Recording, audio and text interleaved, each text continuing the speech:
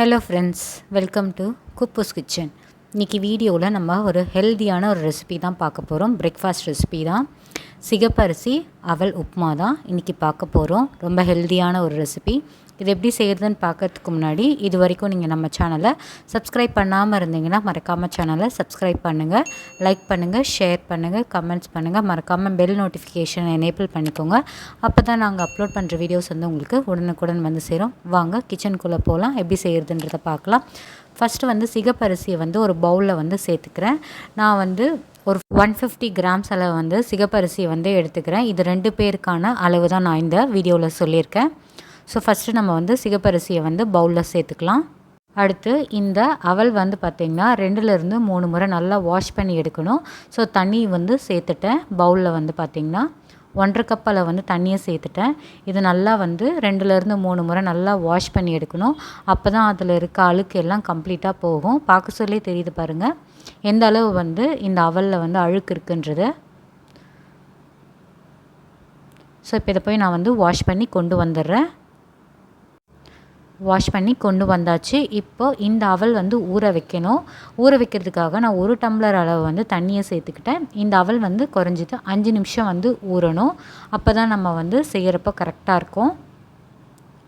இப்போ நம்ம உப்புமா செய்ய ஆரம்பிச்சிடலாமா? கேஸ் ஸ்டவ் ஆன் பண்ணிவிட்டேன். கடாயை வச்சுட்டேன். கடாய் நல்லா சூடாகட்டும். சூடான பிறகு 1 டேபிள் ஸ்பூன் அளவு வந்து கடலை எண்ணெய் வந்து சேர்த்துக்கிறேன். எண்ணெய் நல்லா காயட்டும்.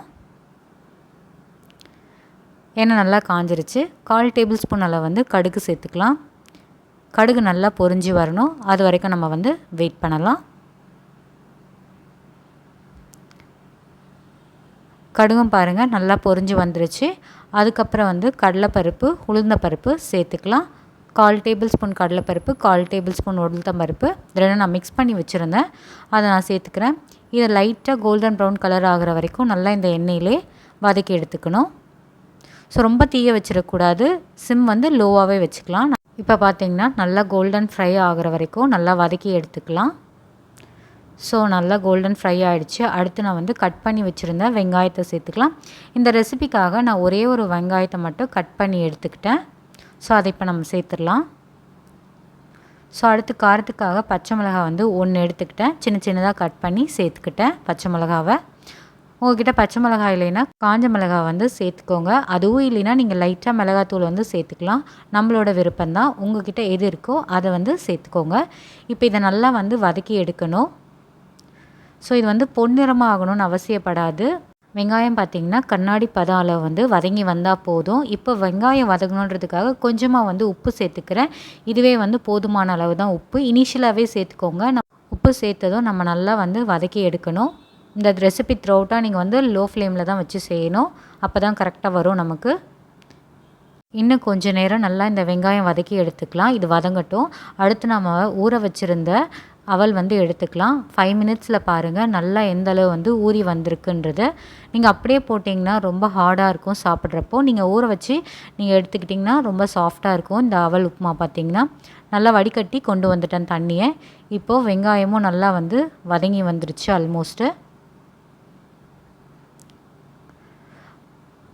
அடுத்து நம்ம வந்து மஞ்சத்தூள் சேர்த்துக்கலாம். 1/4 டேபிள் ஸ்பூன் அளவு வந்து மஞ்சத்தூளை சேர்த்துக்கலாம்.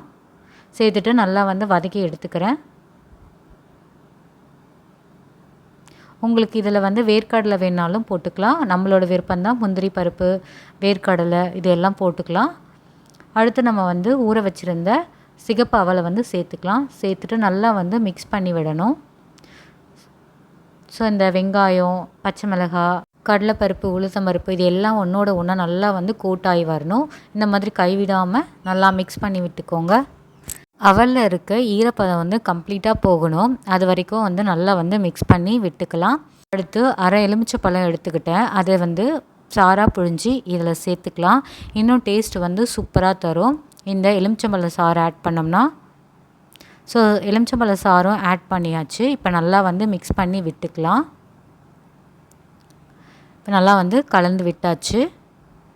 அவ்வளோதான், அவல் உப்புமா வந்து தயாராகிடுச்சு. இப்போ கேஸ் ஸ்டவ் வந்து ஆஃப் பண்ணிடலாம். ஆஃப் பண்ணிட்ட பிறகு கொத்தமல்லியை வந்து சேர்த்துக்கலாம். ரொம்ப வாசமாக இருக்கும். ஃபைனலாக நம்ம இந்த கொத்தமல்லியை சேர்த்துக்கிட்டோம்னா அவ்வளோதான் வந்து ரொம்ப சூப்பரான சிம்பிளான மார்னிங் பிரேக்ஃபாஸ்ட் ரெசிபியான சிகப்பு அரிசி அவல் உப்புமா செய்கிறது இன்றைக்கி வீடியோவில் பார்த்தோம். வாங்க சுட சுட வந்து பிளேட்டில் வந்து சர்வ் பண்ணிடலாம். இந்த அவல் உப்புமா பார்த்திங்கன்னா 2 பேர் அளவு வந்து சாப்பிட்ற குவான்டிட்டி தான் இன்றைக்கி நம்ம வீடியோவில் செஞ்சுருக்கோம். ஸோ இது வந்து கொஞ்சமாக சாப்பிட்டாலே ரொம்ப ஃபில்லிங்காக இருக்கும். மார்னிங்க்கு வந்து இந்த பிரேக்ஃபாஸ்ட் எடுத்திங்கன்னா உங்களுக்கு பசிக்கவே பசிக்காது. லஞ்ச் வரைக்கும் வாரத்துக்கு ஒரு முறை இந்த ஹெல்த்தியான பிரேக்ஃபாஸ்ட் ரெசிபியை வந்து செஞ்சு பாருங்கள். செஞ்சு பார்த்துட்டு எப்படி இருக்குன்றத மறக்காமல் கமெண்ட்ஸில் தெரியப்படுத்துங்க. இந்த மாதிரி பேலன்ஸ்டாக நீங்கள் சாப்பிட்டிங்கன்னா உங்களுக்கு பசிக்கவே பசிக்காது. அதே போல் இது வெயிட் லாஸ் ஜேர்னியில் இருக்கவங்க எடுத்துக்கிட்டால் ரொம்ப வெயிட் லாஸ் வந்து சீக்கிரம் குறையதை நம்ம கண்கூட பார்ப்போம். வெயிட் லாஸ் ஜேர்னியில் இருக்க உங்கள் ஃப்ரெண்ட்ஸ்க்கு வந்து இந்த வீடியோ ஷேர் பண்ணுங்கள். உங்களுக்கு இந்த வீடியோ பிடிச்சிருந்தால் மறக்காமல் சேனலை சப்ஸ்கிரைப் பண்ணிவிட்டு லைக் பண்ணுங்கள், ஷேர் பண்ணுங்கள், கமெண்ட்ஸ் பண்ணுங்கள். இதே போல் வேறு ஒரு ரெசிபி வீடியோவில் நம்ம சந்திக்கலாம். பாய்.